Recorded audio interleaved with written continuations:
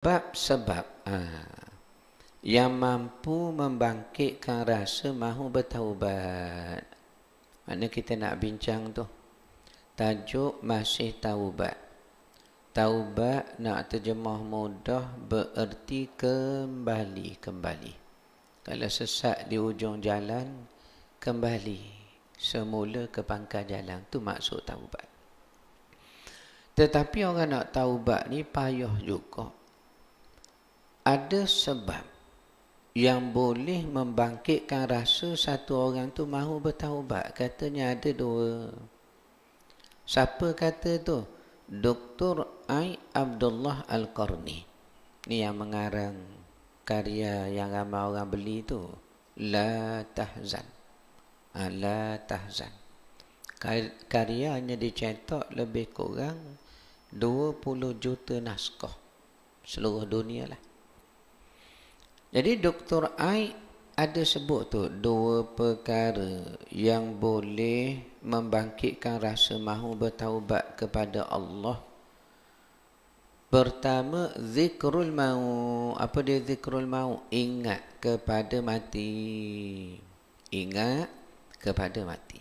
Jadi kalau nak terjemah, zikrul maut tu sebut zikir kepada mati. Maknanya bila sebut mati. Saya ingat orang tua saya dulu tuan.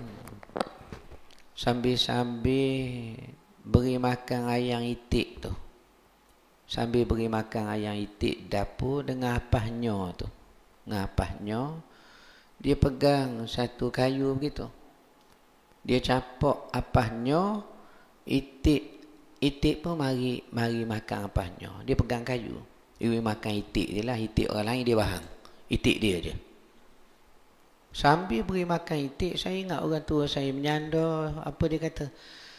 Ya Allah, mati hamba-Mu. Saya ingat semua orang tua saya begitulah. Sekarang naik datang, menyanda di tiang seri tu, isap rokok daun. Isap rokok tu bawa mati juga. Tapi dia sebut, mati hamba-Mu. Boleh tara tu orang ya. Maknanya dipaham orang dulu bila katanya untuk membangkitkan rasa mahu bertaubat ialah antara dia zikrul maut, sebut mati. Tu orang dulu dia faham sebut. Jadi tu yang dia sebut mati. Sekarang mati hamba-Mu ya Allah. Tetapi jauh daripada itu ialah bila kita sebut, dia membawa ingat. Bila kita ingat, membawa kita sebut. Sebenarnya sama je. Tetapi sudah betul apa yang orang tua kita buat dulu sudah betul. Walau kita faham cara zikir ni ingat. Sebenarnya sebut itu membawa ingat. Ingat itu juga membawa sebut. Jadi salah satu cara untuk membawa orang taubat itulah dia kata zikrul maut. Perbanyak menyebut atau mengingat kepada mati. Menerusi ingatan yang mendalam terhadap kematian. Ingat mati itu. Dan mengingati kehidupan bersendirian di alam kubur. Mampu membangkitkan rasa mahu bertaubat padanya. Mana dalam kubur kita teringat mati satulah. Kedua, seorang. Seorang ni yang kita berasa sayu tu. Anaknya ramai. Tetapi seminggu sekali tak sampai Fatihah, tak sampai doa kepada mak ayah dalam kubur tu. Jadi betul-betul lah yatim lagi dagang dalam kubur. Seorang. Jadi bila masuk kubur ni, boleh tak kita sekarang ni lah. Sebelum kita mati ni, kita berjanji sama-sama kita. Apa dia? Jangan percaya pada siapa-siapa. Apa maksud tu? Anak bini di rumah tu tuan, belum tentu akan berdoa atau Fatihah pada kita. Ni bahasa orang lama lah. Atau Fatihah tu baca Quran lah. Anak bini kita di rumah belum tentu. Kalau pun mengaji, tahanlah 6 bulan setahun. Lepas tu dia dah ada anak bini, keluarga. Dia lupalah kita. Apa betulkah orang anak-anak kita boleh lupa kita? Boleh. Kalau tak percaya, cuba tengok kubur. Kita pergi melawat kubur kan. Patutnya kuliah kita, surau Flora Rosa ni, sama macam surau lain juga. Mulai bulan depan saya tidak mahu lagi berkuliah dalam surau. Nak kuliah di luar pada surau, bawah pokok, tepi kubur, contohnya. Supaya tuan-tuan kuliah sambil takut. Di mana Persin 20 ada kubur situ tu. Kita akan kuliah di situ. Mulai bulan depan wan ya, subuh. Nak pergi guana kubur Persin 20 Ustaz. Subuh yang dalam surah ni pun tak berapa nak sampai. Nak pergi ke kubur pula dah. Tapi tu cara dia lah kalau betul nak ingat kemati kena ziarah kubur. Cuma terkejut sikit lah bila sampai di kubur. Lalang lebih tinggi dari batu nesang tu. Lalang orang tinggi gini, batu nesang tenggelam dalamnya. Ni bukti. Bila kita mati, kita dilupakan orang. Anak cucu tak berapa mari dah ke kubur. Tak mari. Jadi sementara hidup, baik tuang tanam dalam hati, aku ni kalau mati, tak ada orang nak baca Fatihah. Walau anak kita. Ya, kena letak gitu. Siapa suruh ni? Hasan Al-Basri. Hasan Al-Basri kata apa dia? Jangan kamu percaya kepada sesiapa pun. Hatta anak isteri di rumah tu. Sebab yang betul-betul terjun ke dalam kubur bersama kamu hanyalah amal kamu saja. Biar ingat gitu. Jadi orang lain kalau kita berharap baca Fatihah, kirim doa, 5-6 bulan, setahun, 2 kirim lawan. Lama-lama, lupalah sikit-sikit. Hari raya baru ingat. Masuk bulan puasa, kalau ada arwah mak boleh makan bubur pulut hitam. Dia ingat waktu-waktu saja. Jadi untuk selamat, jangan kita percaya pada siapa pun. Melainkan beramallah tuan-tuan. Saya dan tuan-tuan sama saja. Beramal. Mudah-mudahan Allah terimalah amal kita tu. Itu yang Dr. Aik kata. Menerusi ingatan duduk sendirian tu di dalam kubur mampu membangkitkan rasa ingin bertaubat kepada Tuhan. Oleh kerana kematian itu akan menyamatarafkan orang kaya dengan miskin. Sama orang. Orang kaya, orang miskin mati sama je dalam tanah rata. Yang berkuasa dengan hamba abdi sama kuburnya. Maka ia mampu membangkitkan rasa mahu bertaubat dalam hati seorang yang berdosa. Seperti kata Hatim Ulwan, bagaimana mengingati mati itu mampu menimbulkan keinginan segera taubat setiap masa. Mana awak ingat mati, awak akan mari dalam batin mahu taubat, nak bertaubat. Apa katanya? Cuba dengar je. Ni berlaku ni. Bermula awal pagi ni. Pagi ni sudah berlaku ni. Setiap syaitan akan datang pada awal pagi kepada anak Adam lalu membisikkan apa dia? Saya baca tu. Ma min sabahin illa wa yaqulu syaitanu li. Tidak berlalu satu pagi pun, termasuk pagi ni bang, kemarin dulu, akan datang ni pagi-pagi begini ni. Apa dia? Bisikan dalam hati. Apa bisikannya? 3 perkara. 3 perkara. Ma ta'kulu. Nak makan apa pagi ni? Ada tak? Adalah terlintas tadi. Nak makan apa pagi ni surau tu? Dan ustaz pun Kalau boleh berhenti awal lah Ustaz, kata jemaah, saya terpaksa ikutlah kehendak jemaah. Jadi pagi ni awal lah tu ya. Kerana tuan-tuan nak berhenti awal. Mata kulu. Apa nak makan pagi ni? Sudah kita fikir. Wa ma talbasu. Apa nak pakai pagi ni? Hari ni nak pergi kenduri kahwin di Seremban tu. Nak pakai apalah. Biarlah kalau pakai ni jangok lagi daripada pengantin tu. Sebab tu orang menikah ni tuan. Nak cari pengapit ni pengetua, nak cari pengapit ni orang. Petua dia jangan cari orang lebih pada kita. Kalau tak orang tak tengok kita tu orang tengok pengapit. Jangan. Kalau boleh cari hak teruk pada kita lagi. Jadi hari ni nak pergi kenduri kahwin tu. Ustaz Zahis Fadiah menikah anak. Dia kata tu jemputlah. Saya nak pergi hari ni. Fikir dah nak pakai apa kenduri Ustaz Zahis esok ni. Jadi kita dah fikir nak pakai apa. 2. Ketiga, apa lagi dipikir? Awal pagi lagi ni. Wa aina taskunu. Nak pergi mana? Awak nak makan apa sudah fikir. Nak pakai apa sudah dipikir pagi ni. Nak pergi ke mana pun sudah dipikir. Setiap pagi. Kata Hatim Ulwan, tokoh tasawuf kita ni, kamu perasan tak syaitan mari bisik dia kepada dia? Aku, dia kata aku. Aku ajar diri aku ni supaya ingat mati, aku akan jawab. Akulul maut.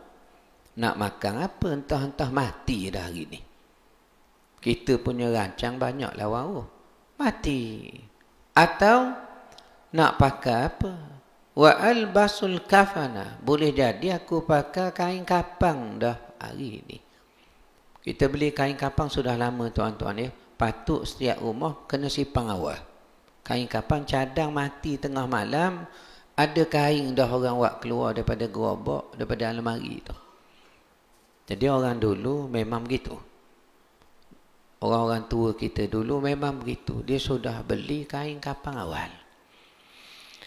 Supaya buka almari, nampak kain kapangnya sendiri. Orang dulu cerdik orang. Tapi sekarang pun tidak payah. Kain kapang sekarang sudah dijual dalam jenazah kit tu. Sudah ada. Jadi dia jual jenazah kit, ada kain kapang. Ada lidi nak bersih kuku apa. Ada katembat tu ada. Kain batik, kain lepas tutup jenazah ada. Surah Yasin sikit, air mawar sikit. Sudah dibuat mudah dah sekarang. Kalau tuan nak beli kain kapang. Saya ceramah Lembaga Kebajikan Perempuan Islam Malaysia LKPIM tu. Putrajaya. Lepas habis ceramah kepada kaum ibu, mereka beri hadiah cendera hatilah kepada penceramah. Apa diberi hadiah tu? Jenazah kit. Allah. Penganjur pun. Dia beri hadiah jenazah kit. Tak apalah. Cuma saya nak kata apa dia.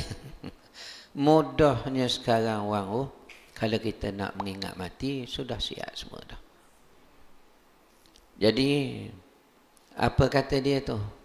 Apabila terlintas dalam hati, awak nak pakai apa hari ni? Aku ajar mengingat dalam hati aku ni, mungkin sudah sampai masanya aku memakai kain kapan hari ni. Jadi kedudukan dia ni, bab makan minum, bab pakai pakaian, dia ingat mati. Dan berapa ramai orang pakai pakaian, sudah tidak tanggal-tanggal lagi. Mati. Bila mari gunting bajunya. Inilah kita kata tu orang takut. Kalau ingat mati ni takut. Ingat ke mati takut. Terutama kita bincang pagi ni begini, berasa Allah takutnya. Keluar surau karang, balik asar pula dah. Tapi tak apalah. Kawan-kawan kita ingat. 2. Ketiga. Ketiga apa dia tu? Wa aina taskunu? Awak nak pergi mana hari ni? Maka aku jawab, wa askunul qabra. Mungkin hari ini aku bermula duduk di kubur. Hai ya Allah. Fayahrabu. Maka iblis syaitan lari daripada aku dengan sebab semua yang dia tanya aku membawa kepada mati. Pada mati, ya. Jadi mati ni putus nafsu kita. Putus kehendak kita. Lalu dia ada cerita di bawah tuan. Seorang tokoh tasawuf tu, siapa tu? Maimun bin Mahrawan. Laki-laki ni tuan.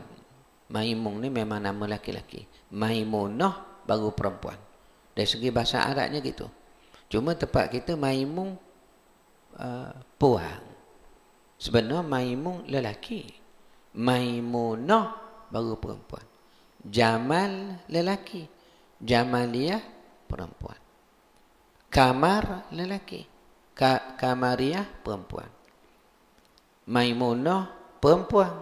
Lelaki sudah. Maimun. Maimun ni lelaki. Ni nama orang soleh tokoh ni. Maimun bin Mahrawan. Seorang yang sangat soleh. Apa dibuatnya? Dikatakan beliau menggali lubang kubur olok-olok di rumah dia.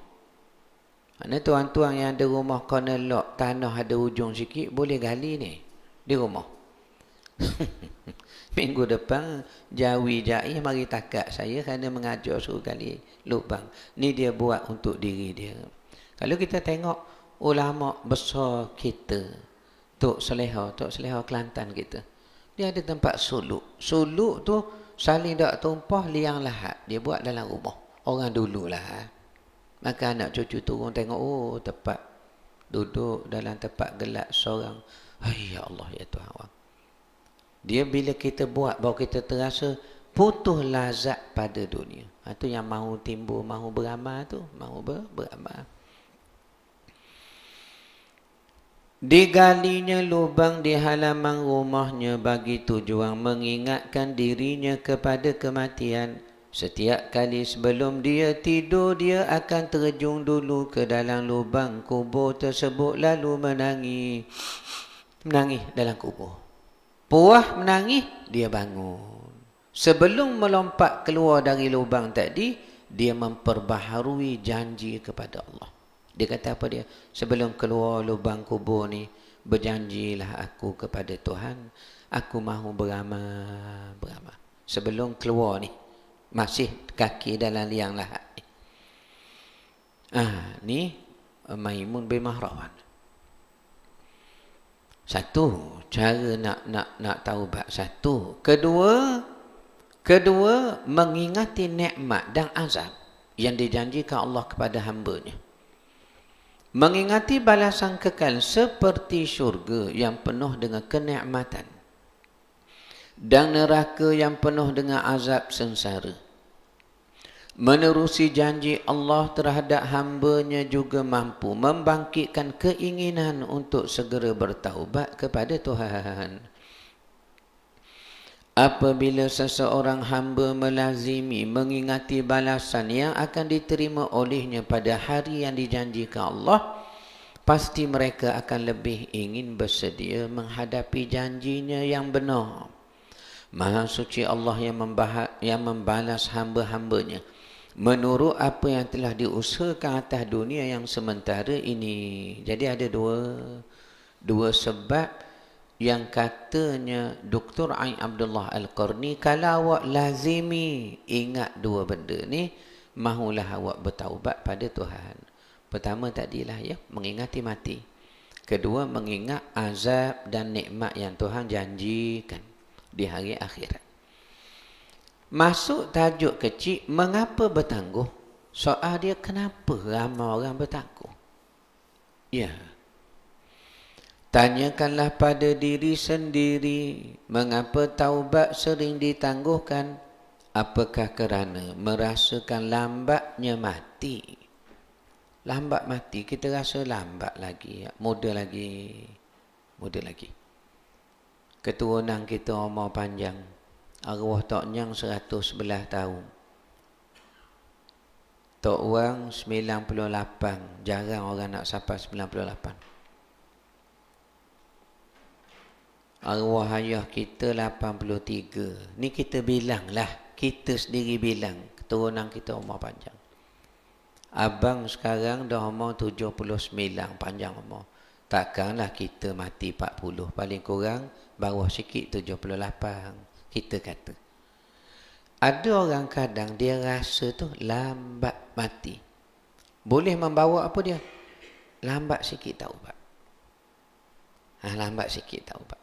Adakah kerana merasakan, dia kata, lambatnya dijemput kematian, menyebabkan taubat hanya tinggal hasrat saja?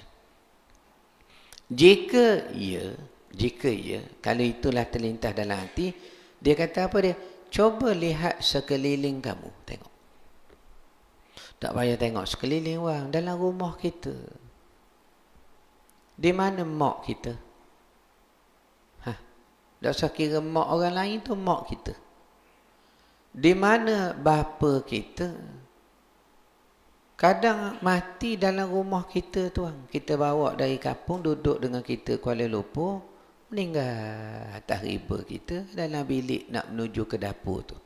Jadi sebab tu dia kata, cuba tengok sekeliling kita, hatta dalam rumah kita. Bukankah kematian itu hampir setiap detik bertandang tanpa sebarang ketetapan masa? Masa tak tahu. Dan syarat orang mati tak semesti sakit. Ramai orang sihat mati dulu. Orang menunggu orang sakit, kadang hak tunggu tu mati dulu, berlaku orang. Di kampung saya tu anak dia berlanggar. Ketika kita pergi ke tengah jalan raya tu, tengok dia tepuh di kereta, saya adalah wang sehari, sampai sekarang hidup. Security Memorial Batu Bersorak Kampung Buluh tu. Batu Bersorak tu kampung saya berjumpa, Kampung Buluh tu kampung saya. Tempat berjumpa Batu Bersorak. Jadi memorial tu dia buat security-nya. Wang sehari tu ada sampai sekarang. Dia berlanggar. Kami turun semayang asar tu dengar bunyi gong meletup. Berlari terekang kami ni ke tengah jalan raya. Depan masjid Kuala Berang. Berlanggar dia tepuh di kereta. Waktu tengok dia terbaring atas jalan berdarah tu, masing-masing kata apa? Tak ada dah wang sehari ni. Mana matilah. Weh, tak ada dah kalau begini teruk. Nyakuk di ambulans atau ke hospital besar, 3 hari ICU. Ayah dia orang Rasik catat teksi daripada Kuala Berang, tunggu anak. Pasal mak dah mati dah, isteri dah tak ada dah, tunggu anak. Apa jadi? Hak tunggu mati dulu. Yang sakit ditunggu hidup sampai sekarang.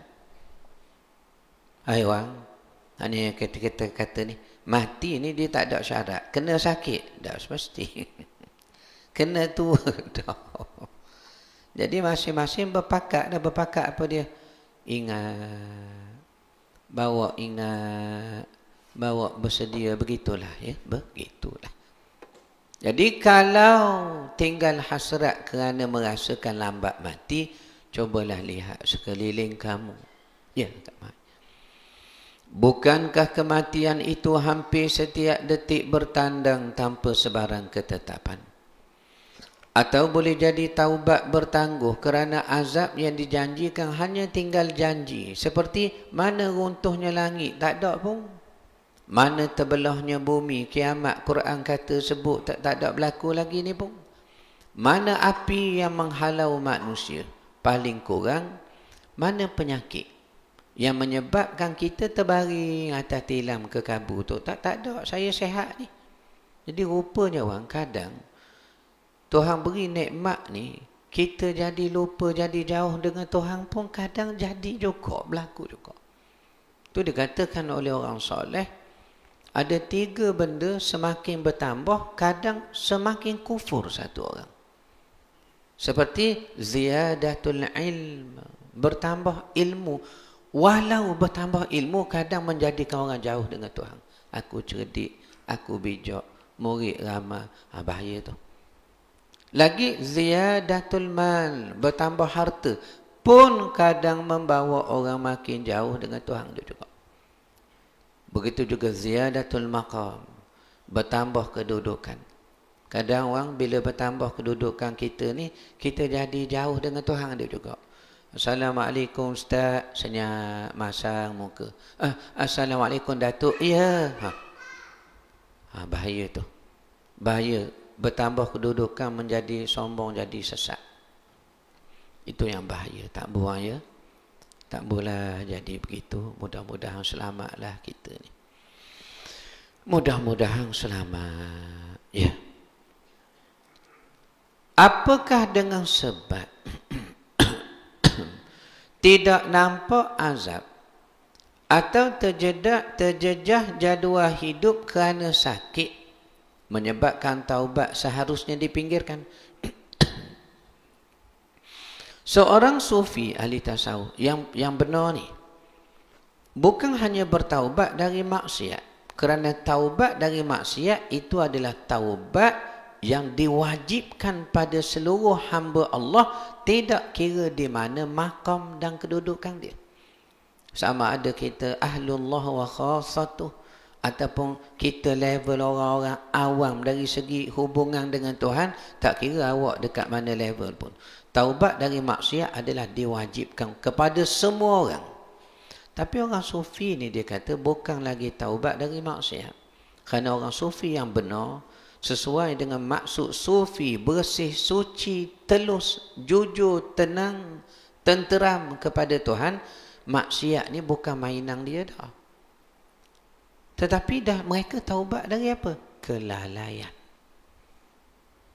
Mana ada dua benda penyakit yang boleh menimpa batin kita. Pertama maksiat, kedua lalai. Kemaksiatan ni dosa, wajib taubat. Kelalaian ni dia tak dosa orang, dia membawa dosa. Tu dia. Jadi orang buat maksiat, dia bukan terus buat maksiat, dia mari lalai dulu. Seperti orang tak semayang. Adakah lahir-lahir daripada kecil tu dia tak semayang? Semayang, mak ayah dia suruh semayang. Tok nenek dia bedah, godang kalau dia tinggal semayang, pihak atas belakang kalau dia tinggal semayang. Dah kenapa sekarang dia ni tak semayang walaupun dulu dia datang dari orang semayang? Sebab dia terkena penyakit lalai dari semayang dulu. Orang buat maksiat ni tuan bukan terus buat maksiat, melainkan lalai dulu. Dia semayang cuma dia lalai, lambat semayang. Tu orang panggil lalai tu. Dia semayang cuma semayang cepat-cepat. Nak perhabis derah. Lama-lama dia semayang luar pada waktu, tapi dia qada. Lama-lama orang qada pun tak ada, jadi tak semayang. Maknanya dia tak semayang, maksiat meninggalkan semayang, dia datang dari lalai dari semayang dulu. Jadi sebab tu dua benda ni kena jaga dari awal. Lalai, kerana pintu lalai membawa maksiat. Jadi orang sufi kata dia, mereka bukan lagi level taubat dari maksiat. Sebab mereka ni layak dipanggil sufi, jernih dan suci, kerana mereka mujahadah, lawan maksiat. Tetapi pun mereka masih bertaubat. Taubat dari apa Ustaz? Kan mereka sufi, taubat dari lalai.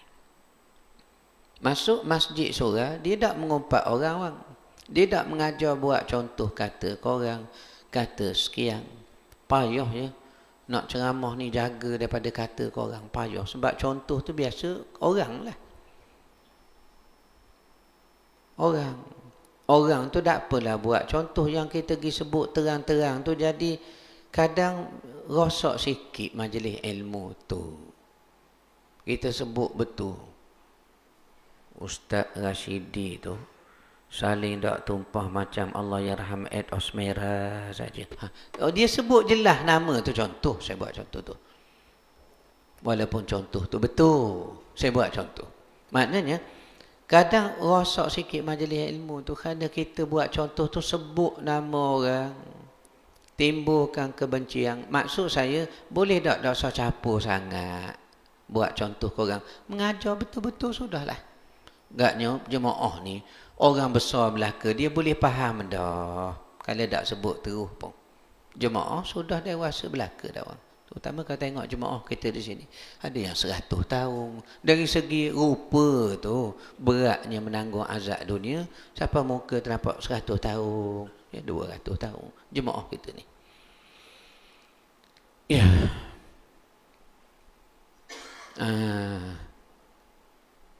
Ada soalan jemaah tu. Mengingat umur dan taubat dari maksiat, pentingnya bersih hati dan hati tenang. Betul? Betul. Alhamdulillah. Bagus jemaah kita ni, dia tulis balik soalan tu. Apa ni? Nota tu. Terima kasihlah tuan. Ramai pagi ni. Ada 5 orang tu. Ramailah tu. Akhir zaman. Ya. Kak Mai kata apa tu? Ceramah sekarang banyak menghina orang ustaz. Kenapalah? Ya. Terima kasih Kak Mai pandangan tu.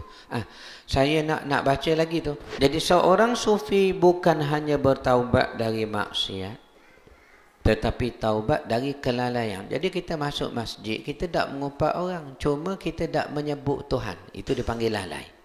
Betul awak selamat dari maksiat, tak kata orang. Cuma awak terkena penyakit lalai sebab awak tak sebut Tuhan. Jadi sebut Tuhan. Sama juga orang tadaruh Quran ataupun baca Quran. Tuan-tuan perasan tak? Dia baca Quran, ya. Dia baca Quran, baca. Mesej masuk, dia berhenti dulu Quran, dia balas WhatsApp. Ini termasuk lalai. Jadi sama besar WhatsApp dengan lalai. WhatsApp dengan Quran. Janganlah begitu ya, jangan. Sama juga orang nak mati, timbul isu baca Yasin tu.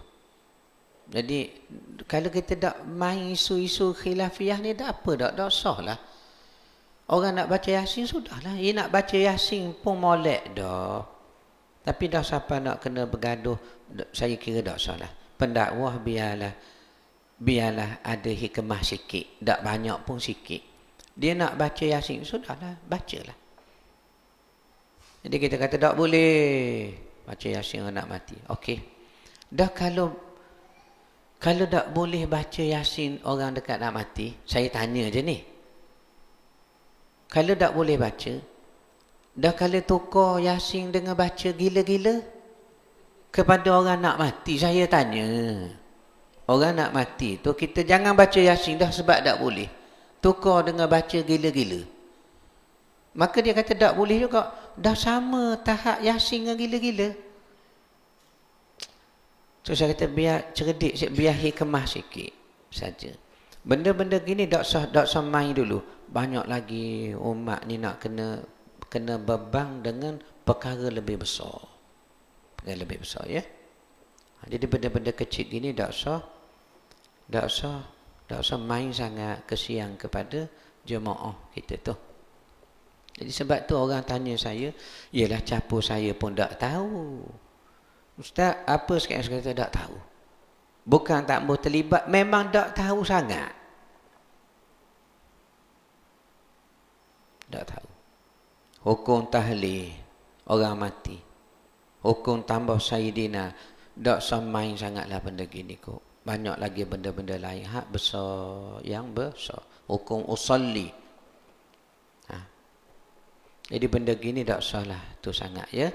Belajarlah tuan, belajar benda yang lebih besar lagi, besar lagi. Jadi tak pasal kita balah ki usolli, tak munasabah balah ki usolli, tak munasabah lah. Kalau nak balah biar benda besar lagi.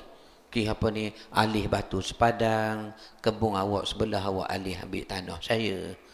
Tu patutlah balah kerana hadis sebut ancaman dia. Tapi kalau balah ki tambah Saidina ke tidak? Padang tu anak masa muka tak padang. Jadi kalau orang tanya tak tahu, senang. Tak tahu. Ada sahabat-sahabat tu yang tengok. Ada satu sahabat saya, dia telefon saya. Masa tu isu zikir. Saya masih waktu tu research di JAKIM. Saya research officer.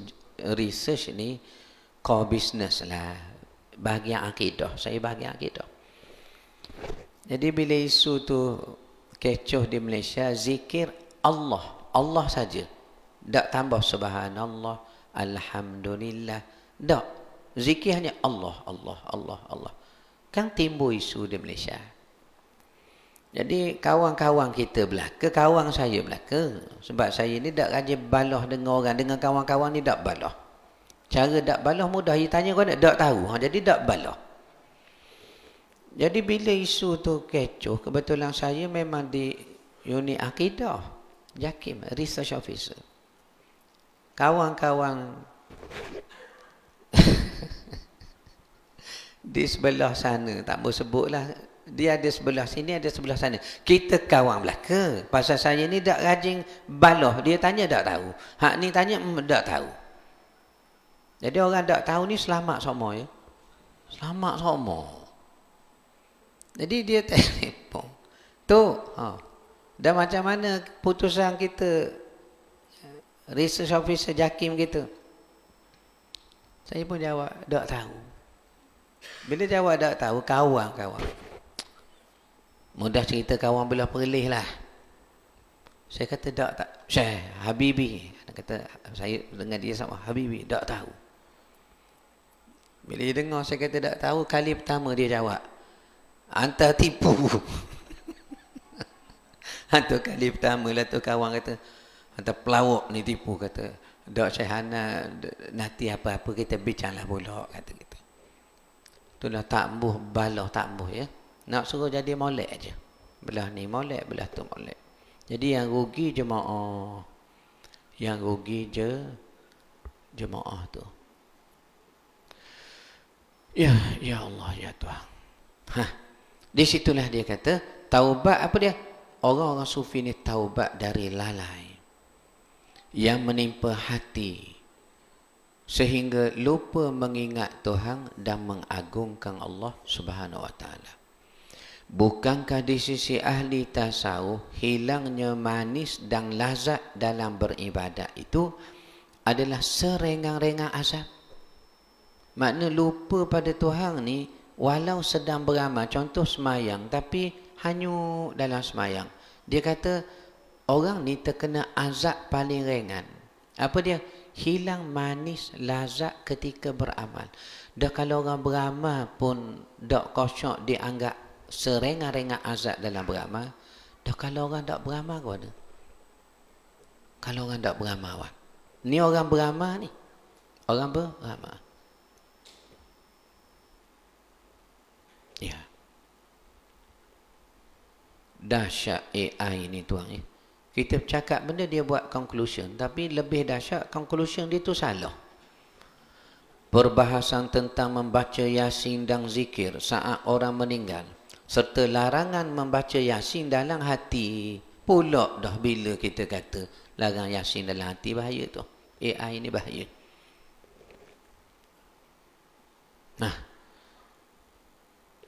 Oleh itu bertaubatlah dengan sebenar-benarnya pada Allah yang Maha menerima taubat. Inilah satu-satunya jalan bagi pembukaan kepada hidayah dan pimpinan dari Allah. Menerusi taubat, pasti kehidupan seorang hamba itu kembali kepada hakikat kehambaan yang sebenar. Wallahu ta'ala a'lam.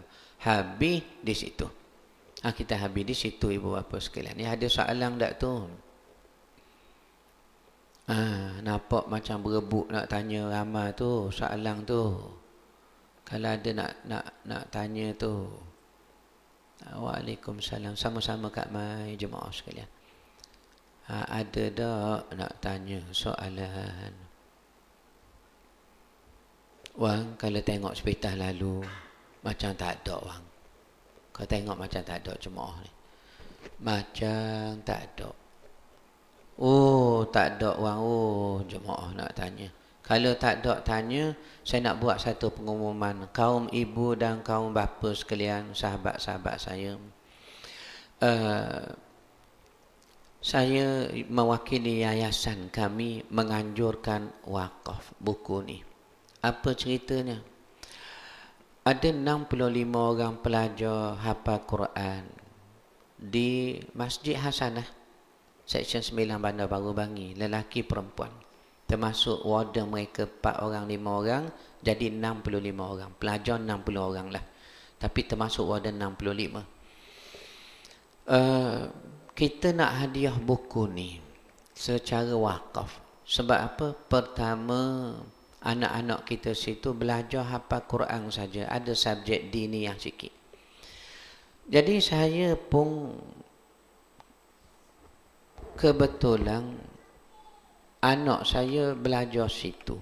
Jadi pengetua sekolahnya kata, "Tok, boleh ke tolong mengajar budak-budak sini?" Saya kata boleh. Tapi ada syarat dia. Syarat apa dia? Syarat dia saya tak mau ambil PT. Bukan sebab saya ada PT. Tak ada, saya tak ada PT.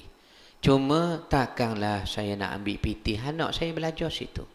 Jadi saya kata, saya mengajar sajalah. Bila setiap Sabtu, setiap Ahad, esok lah. Kita dah mula, dah pun 2 bulan dah. Setiap Ahad, setiap minggu. Ahad, setiap minggu. Jadi oleh kerana ada 4 kali Ahad, saya kata ginilah, kita belajar 4 subjek. Walau tidak diajar dalam sekolah tu, apa dia? Sirah Nabi. Kedua, seni berbahas dengan Kristian. Dialog Islam Kristian. Muqaranatu adan, comparative religion. Berdasarkan buku saya tulis tahun 2005, 20 tahun sudah. Setelah saya dialog dengan Kristian dalam gereja di Terengganu. Gereja tu pusat gospel Kuala Terengganu. Tu waktu saya seawal balik Mesir, ada perbincangan tentang siapa sebenarnya disacrifice, disembelih oleh Ibrahim. Kerana Yahudi Nasrani sampai sekarang percaya Ishak yang kena sembelih. Mereka percaya tu hari korban tu mereka percaya. Cuma mereka ingat Ishak. Kita Ismail. Dialog itu berlaku di pusat gospel Kuala Terengganu pada tahun 2005, 20 tahun dah. Saya bukukan pengalaman dialog tu. Jadi buku tu kita hadiah juga pada budak-budak tu. Hadiah percuma lah. Hasil wakaf orang ramai. Jadi puas hatinya kita wakaf sebab mereka guna dari kulit ke kulit. Ada setengah wakaf, kadang kita hantar masjid dah. Letak di depan, pahala wakaf sampai dah. Cuma orang buka belek ke tidak tu kita tak tahu. Sebab letak di masjid. Tetapi pahala wakaf sampai. Jangan kata tak sampai. Tapi kalau kita wakaf, memang orang baca dari kulit-kulit belajar, kita pewakaf ni puas hatilah. Sebab diguna. Jadi anak-anak menghafal Quran ni, kita ajar mereka hafal Quran satu, boleh tak awak kena faham juga seni dialog. Nak dakwah nanti, ayat Quran tentang Nabi Isa ni, apa maksud, dan orang Nasrani faham macam mana. Mudah nak dakwah satu. Sirah Nabi kena tahu juga. Maka minggu pertama saya ajar sirah. Pukul 3 hingga 4 suku. Masing-masinglah di Dewan Kuliah Masjid Asana. Minggu kedua, saya mengajar seni berbahas tu, Islam Kristian. Ketiga, satu buku cerita kekeluargaan tu kita ulah dari sudut tasawuf. Minggu keempat ni lah, tasawuf Ibn Athaillah. Jadi setiap pelajar tu, kita nak bagi. Tuan-tuan bagi ke dia orang ambil anak-anak baca. Maka saya mengajar. Jadi yayasan menganjurkan dalam 2 bulan baru ni, Rabiul Awal, Rabiul Akhir, wakaf buku. Pertama wakaf buku sirah. Tu habis dah. Kita tutup dah pun sebab budak-budak boleh dah seseorang cukup dah. Jadi mereka dah mula belajar sirah, mula belajar dah sampai umur Nabi sekarang 6 tahun dah. Umur Nabi 6 tahun dah. Tebal buku tu baru sampai umur 6 tahun. Tapi tak apalah, mereka baca dah buku yang tuan-tuan wakaf, jemaah surau lain wakaf. Kita bagilah, tak bolehlah setiap orang nak wakaf belaka, tak usahlah. Bagi seorang ni dia nak wakaf buku ni. Itu untuk mereka. Pun ada seorang orang mari, orang dia kata, "Tok, tutup wakaf, saya nak sponsor baka 65." Saya kata, "Ji, saya dah umum dah pada orang ramai. Ada orang ramai ada berhubung dah. Haji ambil hak baki-baki hak belum lagi." Pun ada juga begitu. Jadi hari ini gitu juga.